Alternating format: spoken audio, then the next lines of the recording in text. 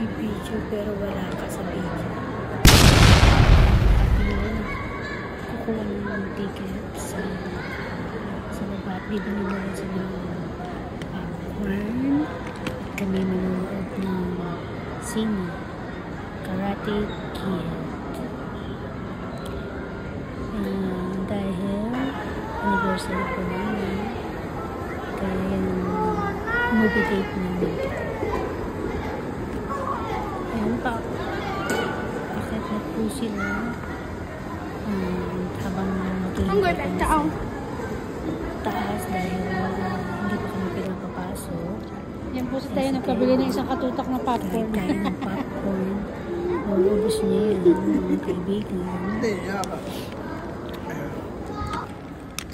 Yan, papasok na po kami. At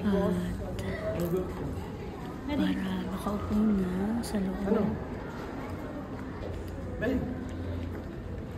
Gabi po yan kami manunood kasi after work ni Daddy Norland.